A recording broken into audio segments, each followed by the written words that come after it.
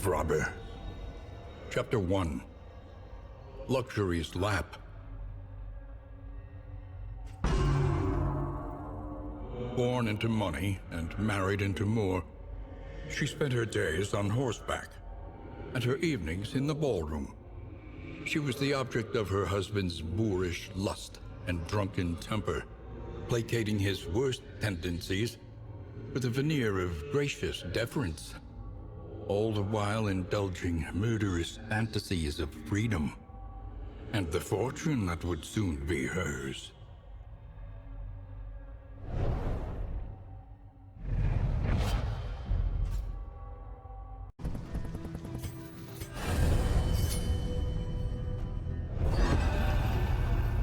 Chapter 2. Nightcap.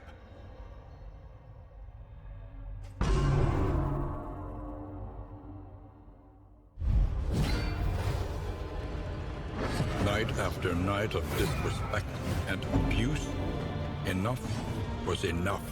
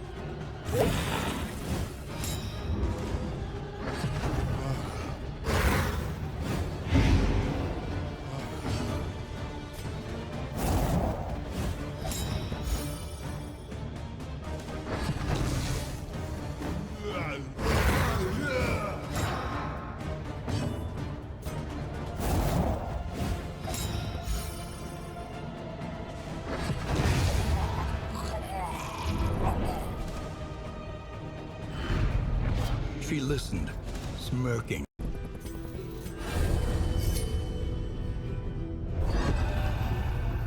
Chapter 3. Embarrassment of Riches.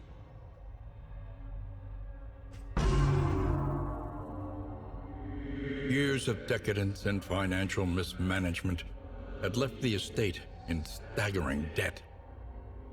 Humiliated and facing eviction, she wandered the empty halls, hurling inebriated indignities at the portrait of the deceased, whose hand had rested so possessively upon her shoulder. A gleam of gold on that painted paw reminded her that his rings were unaccounted for, and must have been buried with him.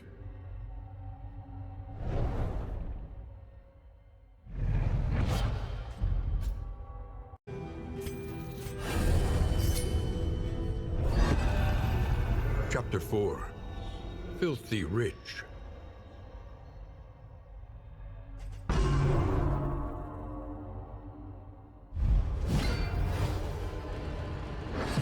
preserve her social standing, she would pilfer the rings from his fingers, the gold from his teeth.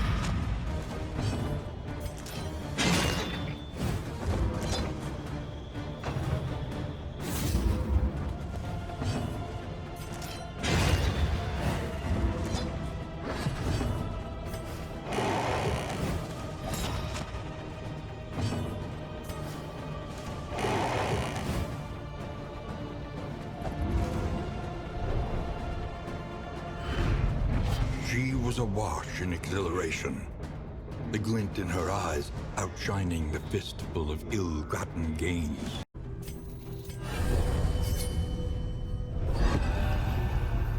Chapter 5. The After Party. Armed officials dispatched to oversee the eviction were shocked to find the front doors listlessly ajar. The lavish carpets were lousy with dirt and leaves. A heap of heirlooms gleamed on the ballroom floor, rings and brooches in a careless pile. The lady of the manor, however, was nowhere to be found.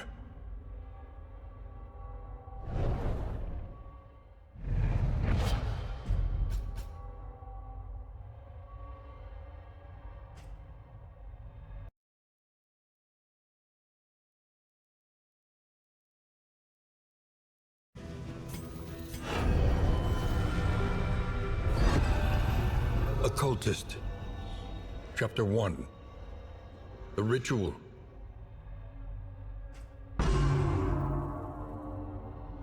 On certain portentous evenings carefully selected for their astrological potency, he would gather his devotees around the ancient onyx table, and joining hands with them, would send his spirit out into the void.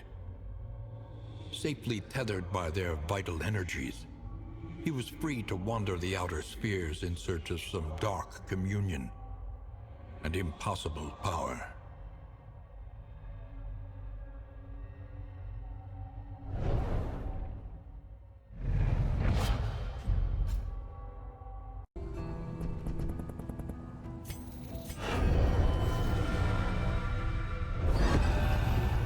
Chapter 2. A Door in the Desert.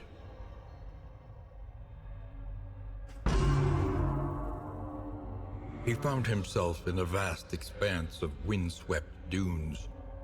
Ahead, the stone spires of a pyramidal temple called down jagged bolts from a rolling, angry sky. Undaunted, he crossed the threshold of the towering aperture, settled himself upon the central dais, and prepared for the coming sacrifice.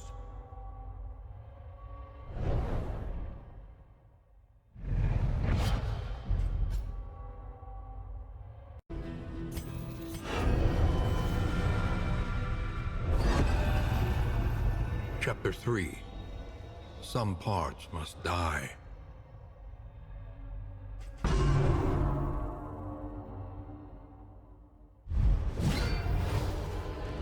Terrible though it was, he would pay the price for power.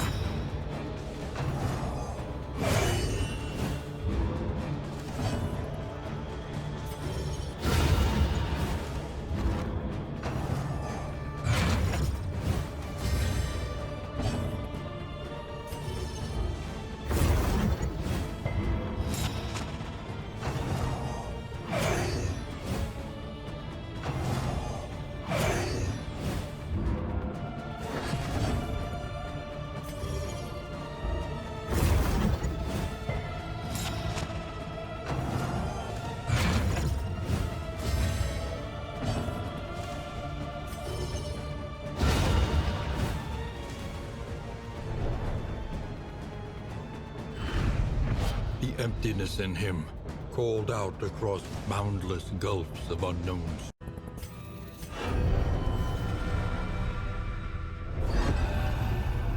Chapter 4. The Guest.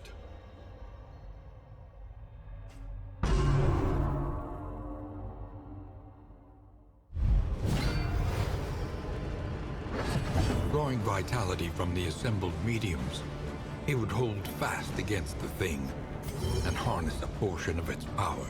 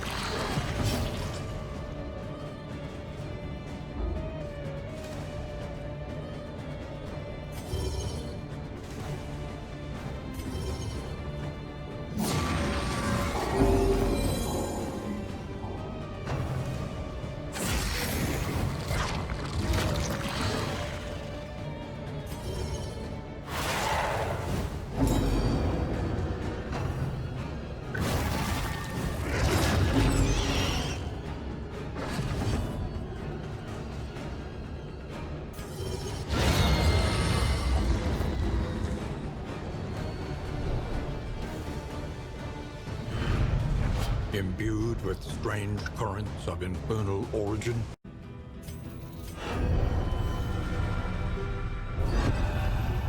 Chapter 5. An Eternal Flame.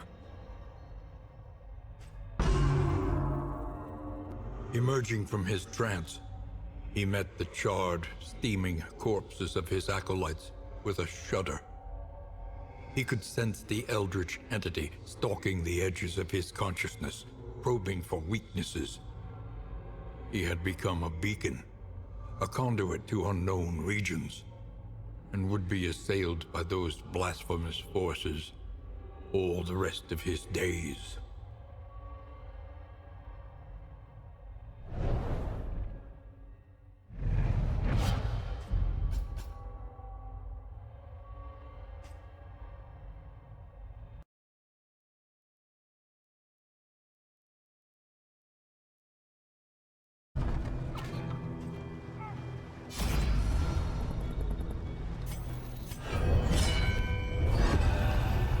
Leper.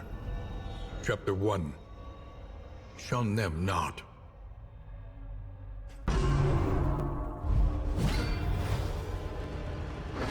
Despite the protestations of his royal advisors, he would visit with the sick and dying, providing them what comfort he could.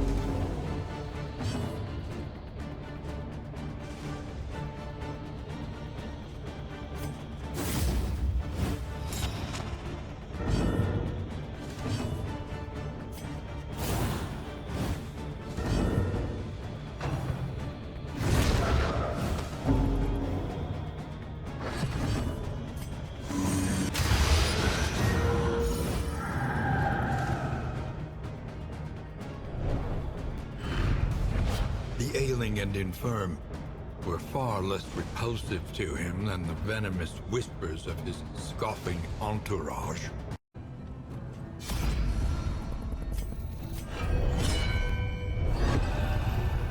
Chapter 2.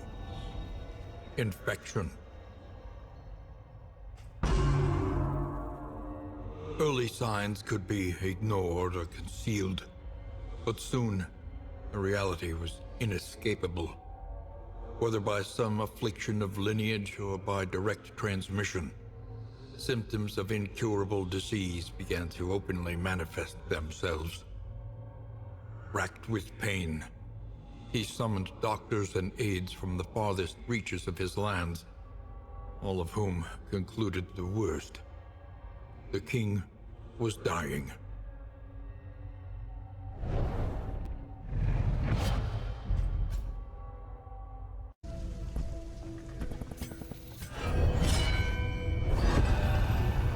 Chapter 3. Treason. Sedition, like any illness, spreads slowly. Rotten with a cynical opportunism born of long-standing entitlement, the scheming circle of advisors drafted mutinous plans. Though bedridden, he had long since divined their intent and feared the disastrous results of their would-be rule. Summoning his blacksmith and his strength, he hoisted his blade and rose to meet the coming threat.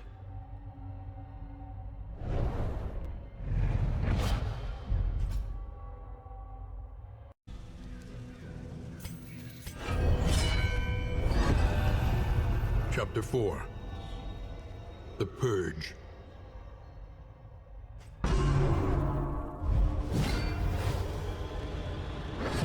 He had shown his compassion. Now, he would show his fury.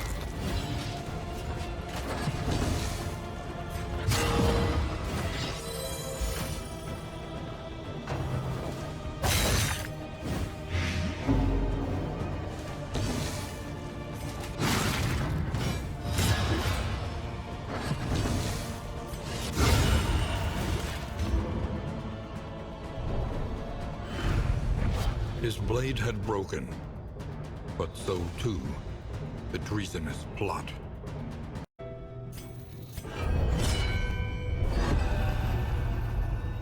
Chapter 5.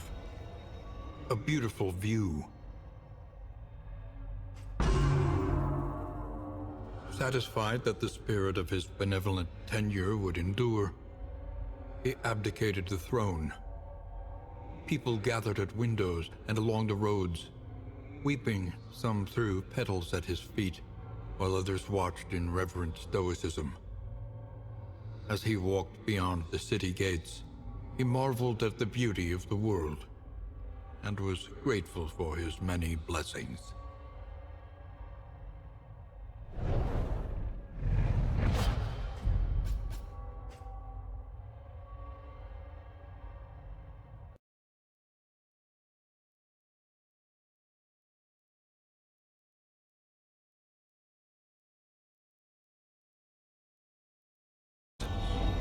Chapter 1. A Premature Promotion. The politics of a military career are perhaps as treacherous as war itself. Though untested in combat, his acumen for advancement was unmatched. Through a dubious campaign of influence and intimidation, he had at last claimed a coveted command, and was eager to bask in the glory of the victories that were sure to come.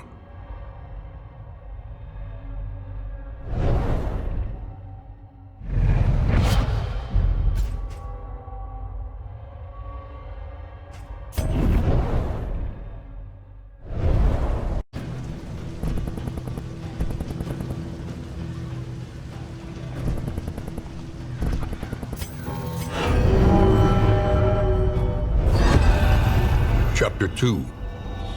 A Leader of Men.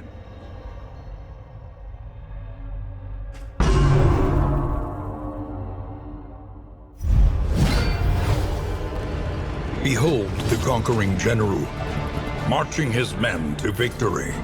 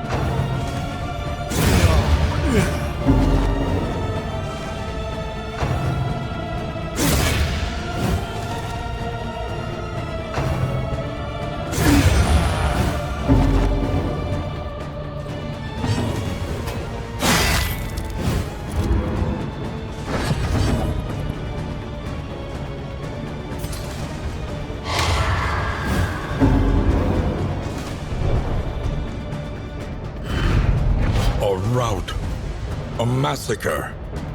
A complete and total failure of command. The loathing festers is the future.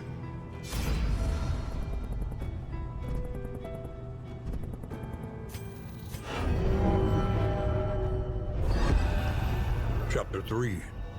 One Eye Open.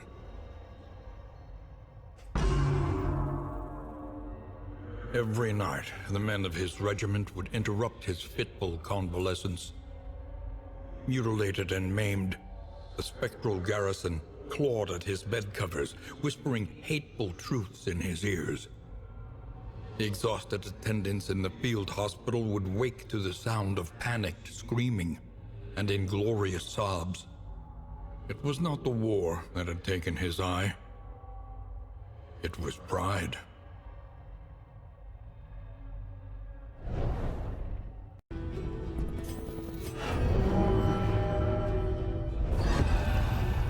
Chapter 4. Ghosts of the Past.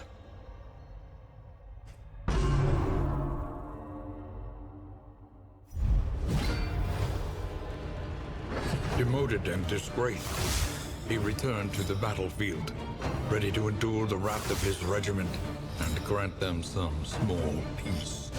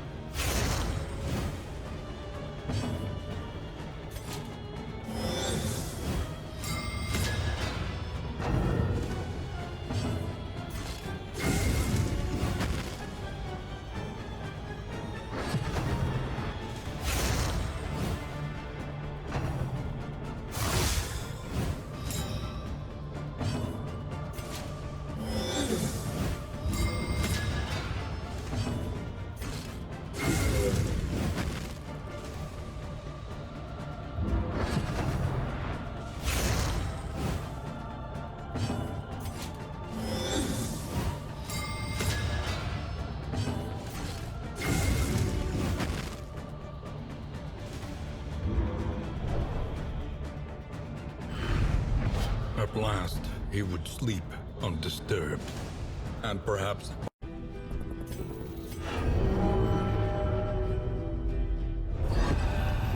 Chapter 5. In the Trenches. He resolved to spend his remaining years seeking atonement in the trenches of bloody battlefields the world over. For him, there could be no respite from the horrors of war, and when at last he was struck down, he would die alone and unremembered. Surely, he deserved no better.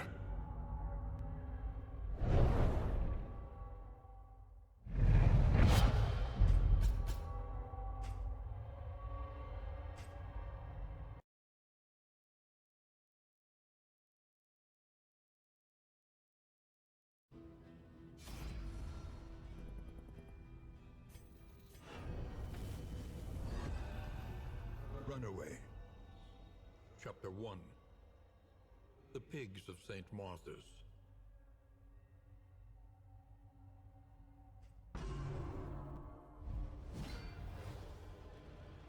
Her pious caretakers had mocked her for the last time. Tonight, she would escape their cruelty at last.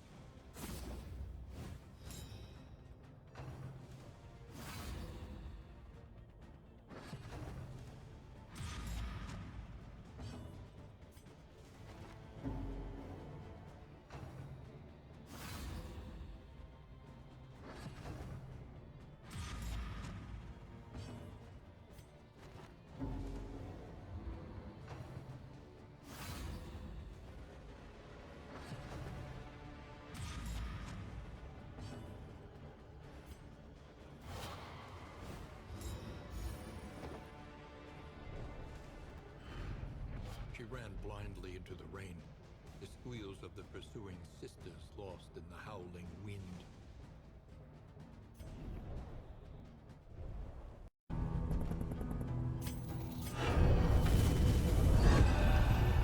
Chapter 2. Beloved.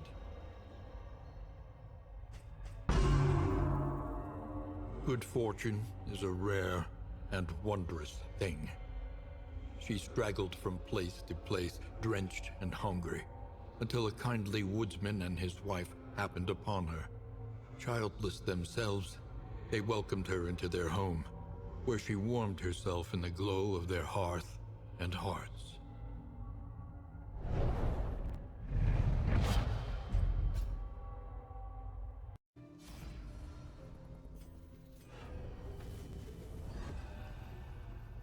Chapter 3. Drawn to the Flame.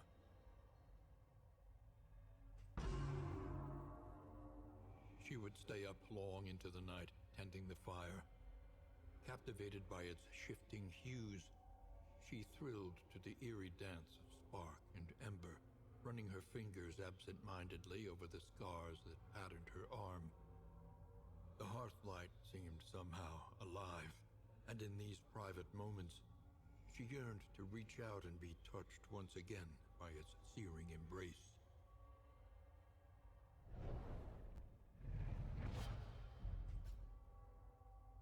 They half remembered horrors of their past.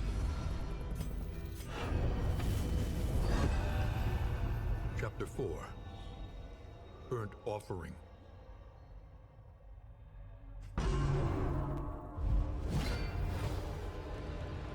An accident, but surely there was time to contain the flames.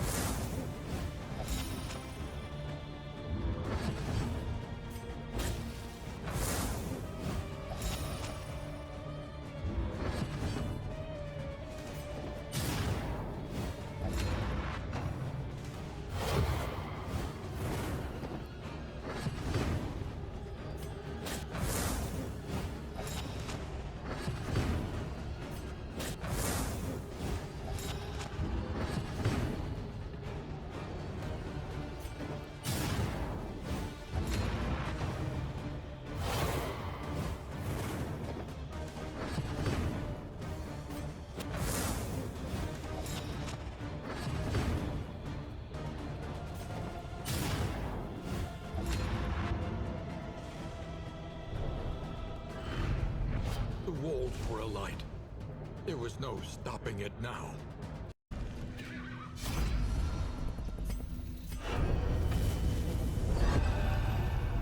Chapter 5. Ashes. She stood in the center of the inferno, transfixed by its swirling kaleidoscopic beauty. Her rapturous fixation was cut short by a heavy beam falling from the ceiling, blocking the door. Panicked, she dove headlong through a window as the cabin bloomed into a pyre. Heaped upon the wet grass, she heard the screams of her adoptive parents, trapped and burning in their bedroom.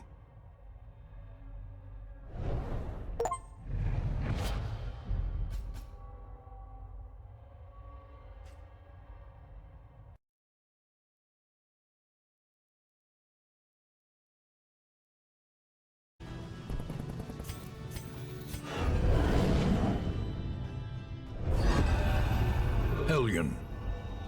Chapter 1. The Eve of Glory.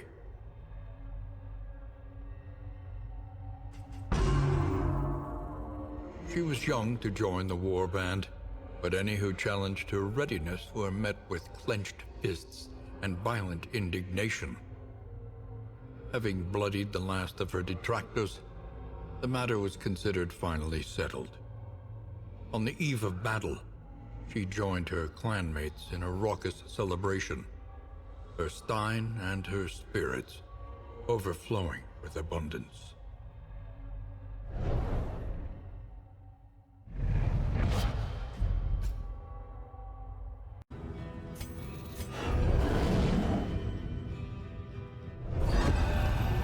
Chapter 2.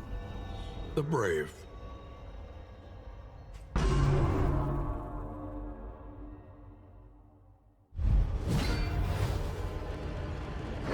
She was the tip of the spear, poised to sunder the enemy line, to live forever in the songs of her people.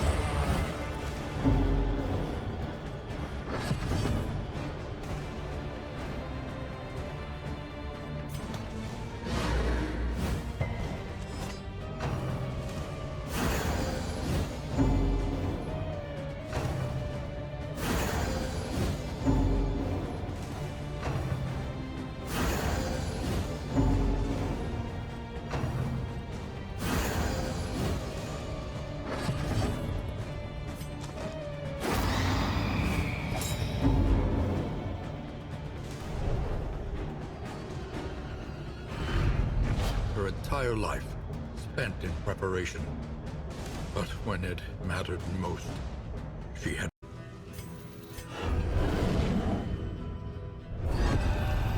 Chapter 3. Night in the Woods. As the advancing army moved on, she huddled tightly in the tree's clammy roots, hoping to be somehow swallowed up into the earth. At dawn, she woke tormented by the exuberant cries of carrion crows, come to feast upon the corpses of her kin.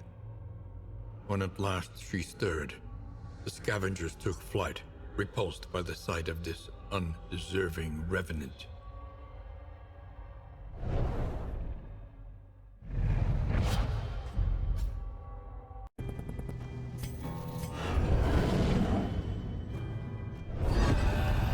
Chapter 4. Shame and Exile. She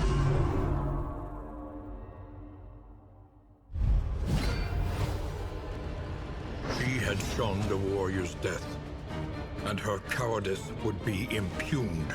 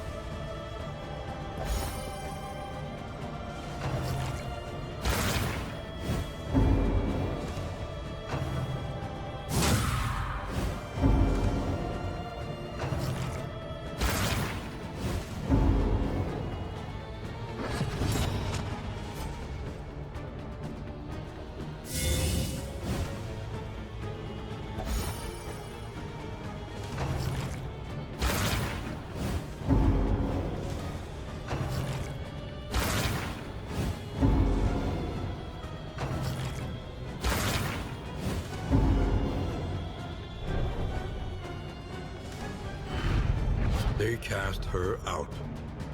And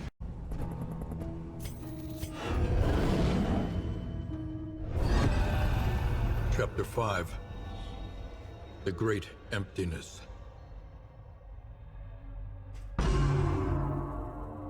Alone and untethered, she wandered the countryside, fighting for sport and soaking her wounds in wine. She sought death at every turn, desperate for a second chance to prove her mettle. But it seemed even that terrible wraith had forsaken her. Her isolation was absolute. Her shame barely concealed by a fragile facade of fearlessness.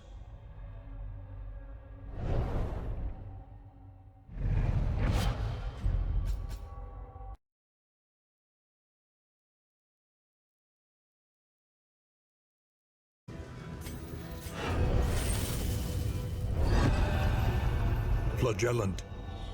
Chapter 1. Baptism.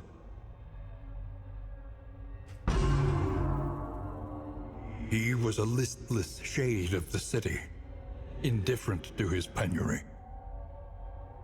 With his skeletal build and bleeding gums, he looked an easy target for a pair of drunks seeking an outlet for their frustrations. The blows rained down, a tooth cracked, and a feverish crimson eclipsed his vision. In pain, there was power. He rose above his panting assailants and, reveling in the marks of their sin, forgave them their trespasses.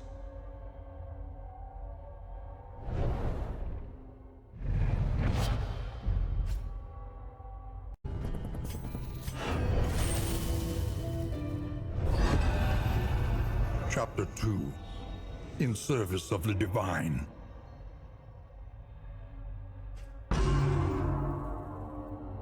Drawn to the somber depths of the Church's oubliettes, he pledged his life to the clergy. There he inflicted death by slow, delicious degrees, each crack of the lash an honor, a gift, a morbid sacrament. But his zeal proved too ardent, his brethren too timid. They cast him out, rendered him once more onto the streets.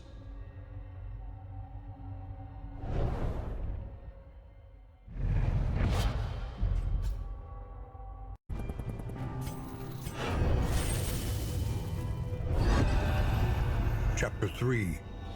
More.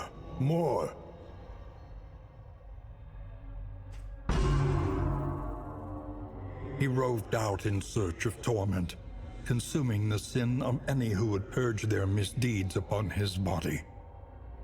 Each wound fueled his fervor, a rapture only found in baptism by the lash. Drunk on his bloody intinctions, manic with the need for some elusive apotheosis, he gouged at himself without mercy. As blood poured from his rended flesh, his consciousness faltered, and the thundering hoofbeats of death rang violent in his ears.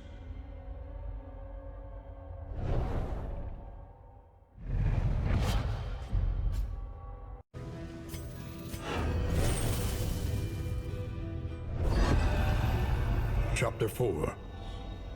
Death's Door.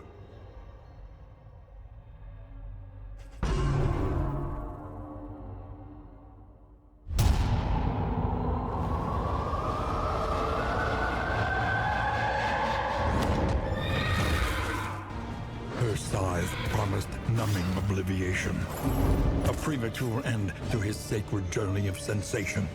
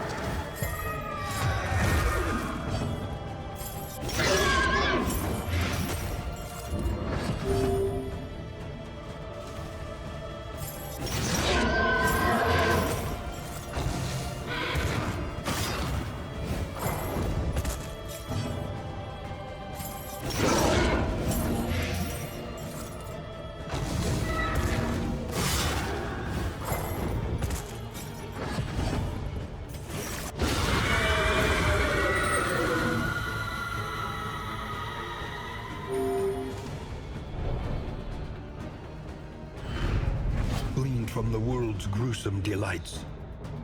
His power was enough.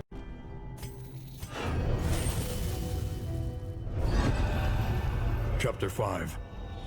Behold the Man.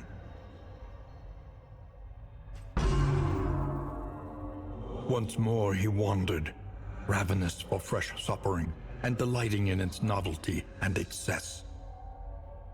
Offering himself to blade and talon alike, he became an icon writ in flesh, a living prayer to whatever gods would turn an ear. Undying, he savored his delicious declension, an eternity of pain and wrath, heaven on earth.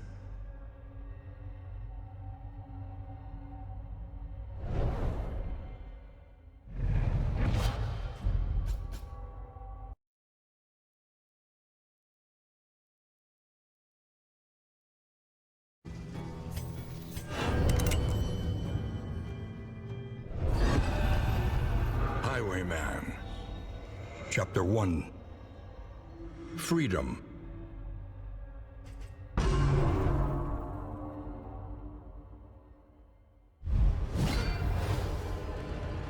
prison riot. A fleeting chance to escape incarceration.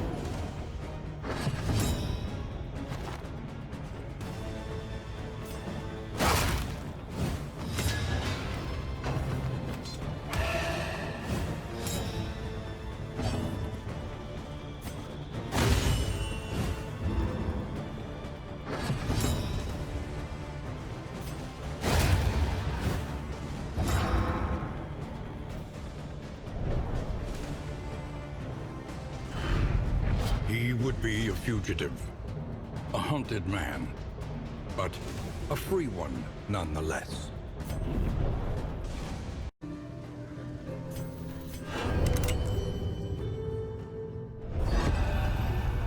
Chapter 2. Laying Low. Harried by a pursuing garrison, he took refuge in the fetid canals of the city. Concealment took its toll, and soon he began to see himself in the furtive, scurrying pests that formed an unfortunate portion of his meager diet. Freedom, once so fondly imagined, had become a vortex of degradation.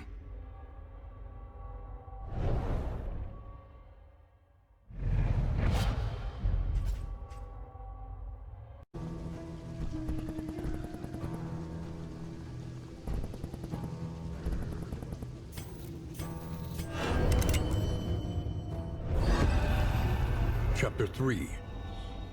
One last job. He was sick and starving, and in desperation, offered his expertise to an unscrupulous malefactor.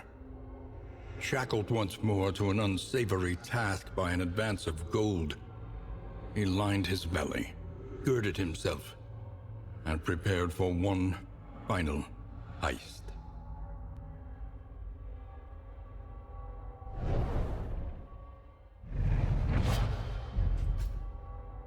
Remembered horrors of their past.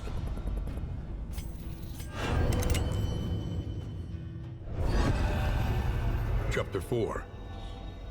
Highway Robbery.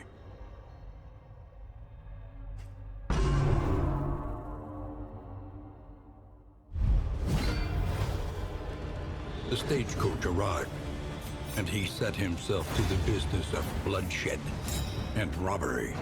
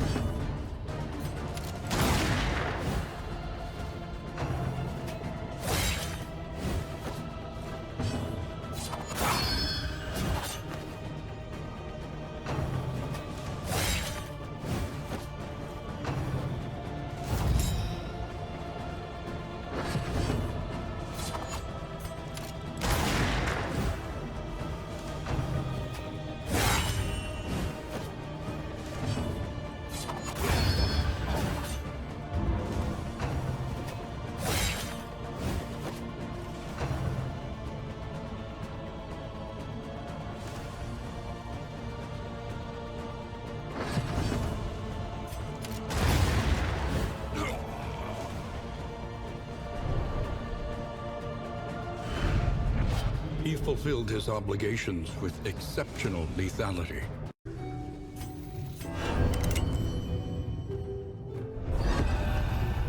Chapter 5. Shackled.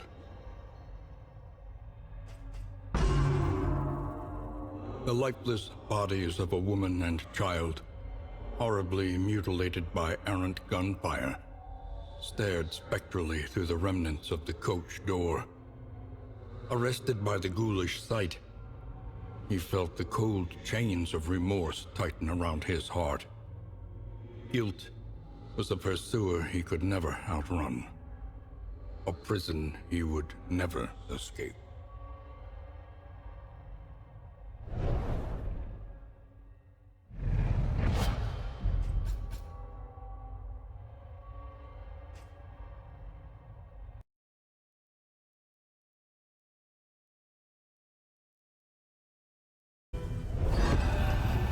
Plague Doctor.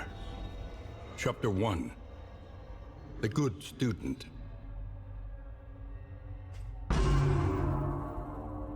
Brilliant and bold, her unconventional theories created nothing short of a scandal in her 4th year.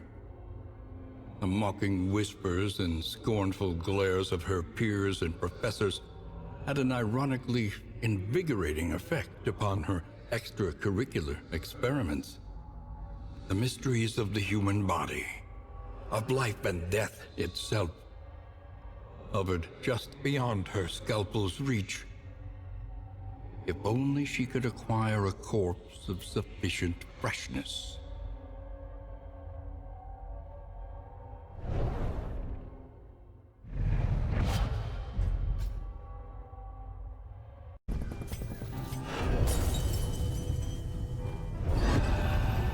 Chapter 2.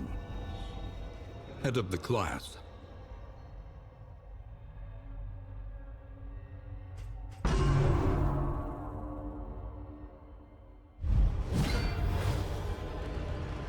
Her professor was a relic, hacking and wheezing his way through a hopelessly conventional curriculum.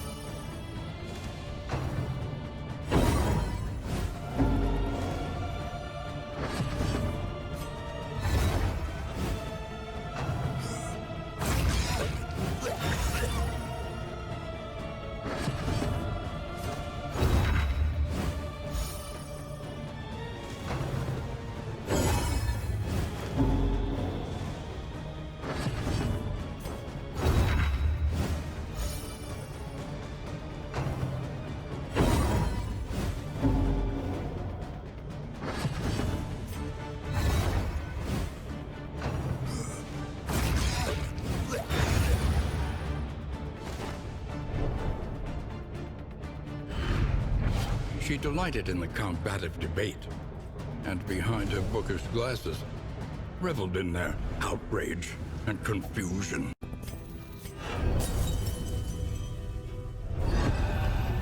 Chapter 3. Extra Credit.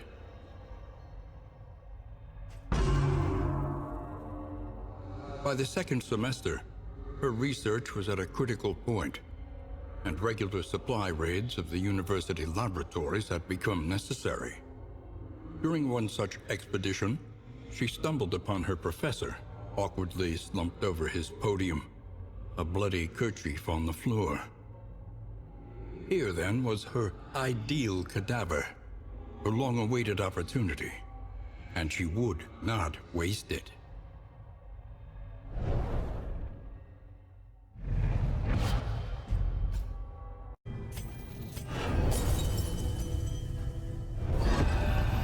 Chapter 4. Failing Grade.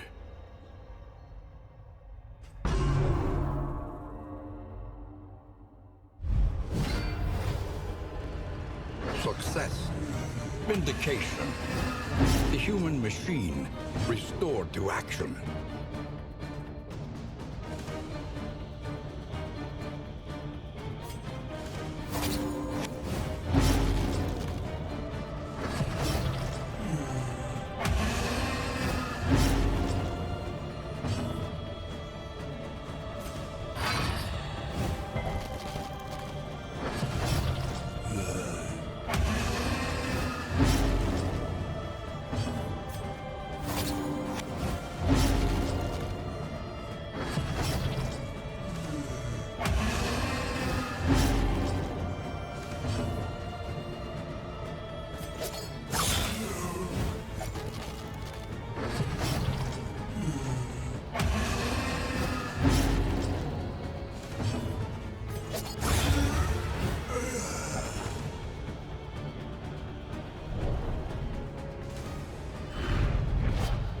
shrieking and wailing.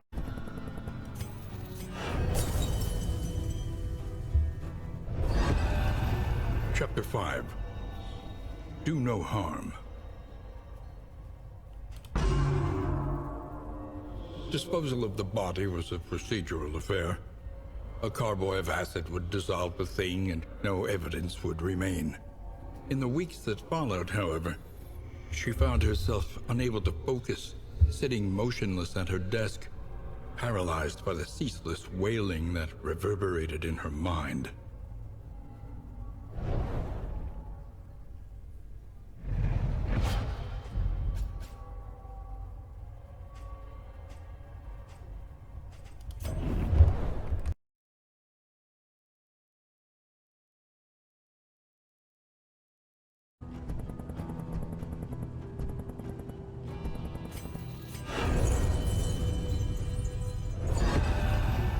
Jester. Chapter 1. Some strange melody. He was a layabout without aspiration or purpose, content to loiter on street corners, languidly busking for passers-by. Roughly ushered from the bustling commercial blocks, he wandered the forgotten corners of the city. An intoxicating melody drifted over a nearby cemetery wall, and he stumbled deliriously amongst the tombstones in search of the performer.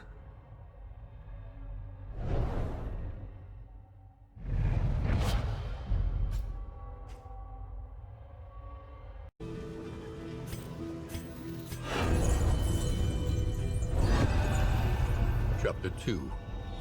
Music of the Night.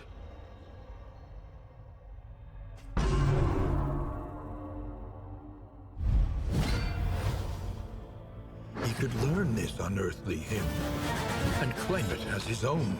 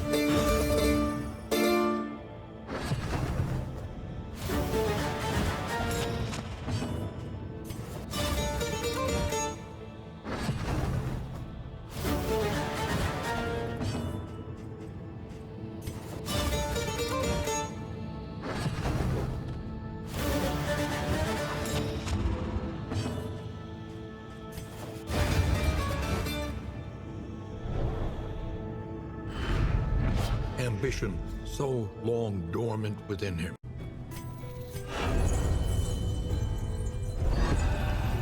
Chapter 3. Play to the crowd.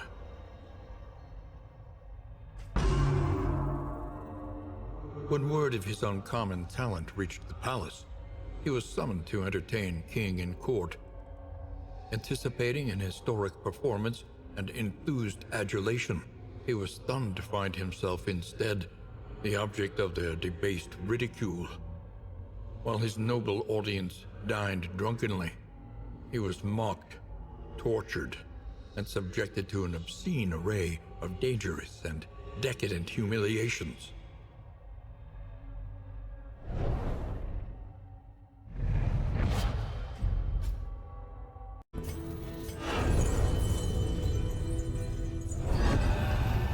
Chapter 4. A Dark Song.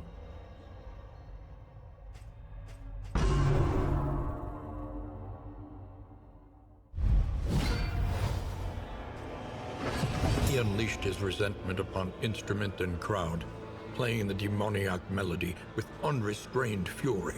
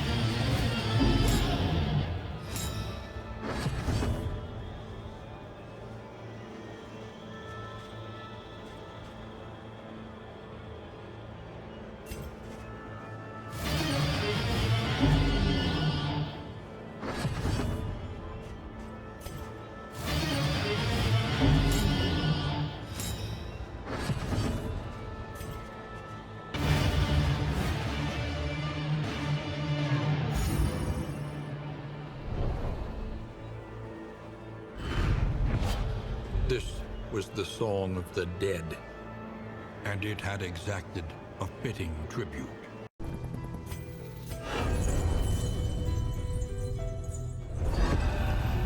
Chapter 5. Finale.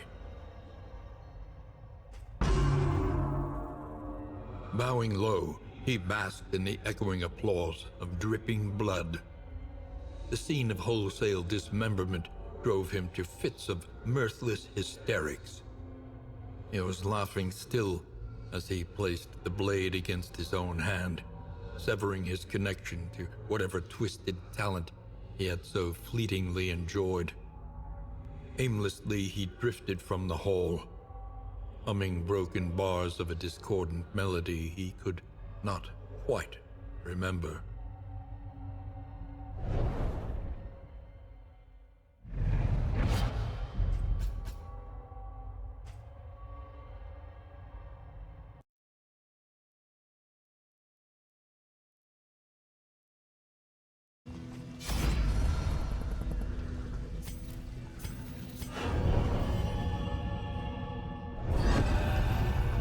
Vestal. Chapter 1. Want not.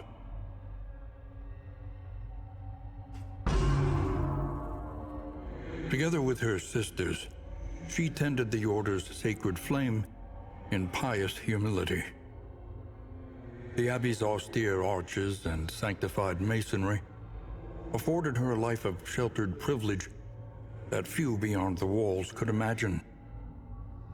Discipline was paramount, and when forbidden desires would seek to distract her from monastic toil, she smothered them.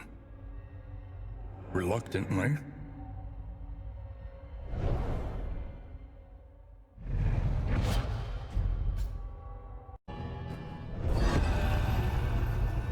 Chapter 2. A momentary lapse.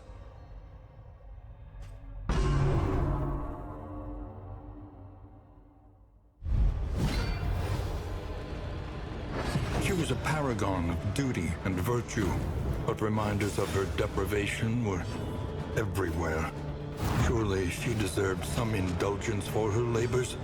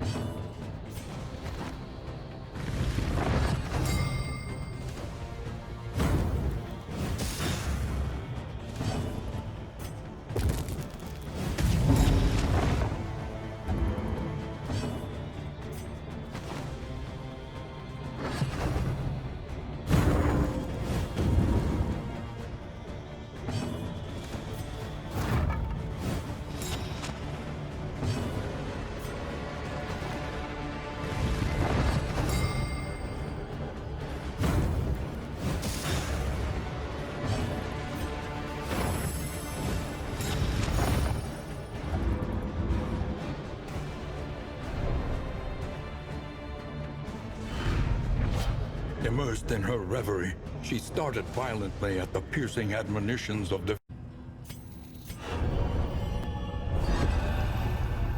Chapter 3. No God but men.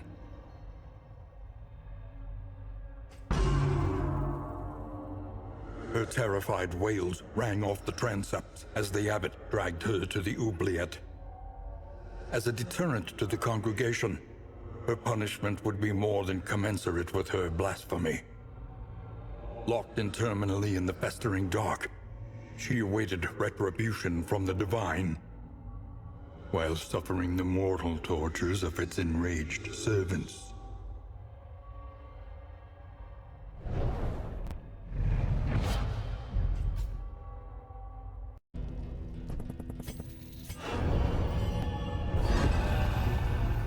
Chapter 4. Divine Intervention.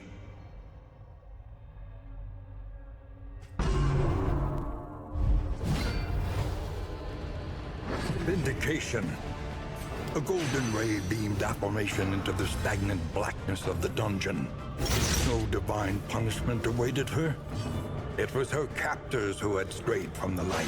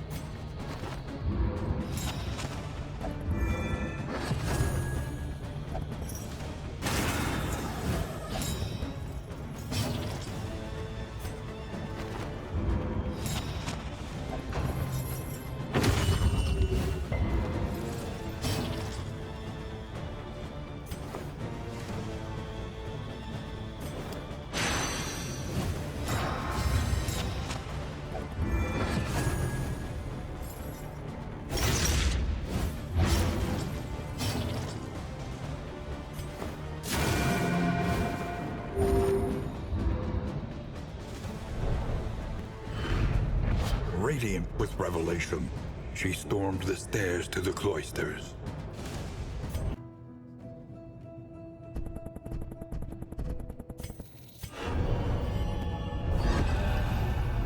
Chapter 5. Wrath.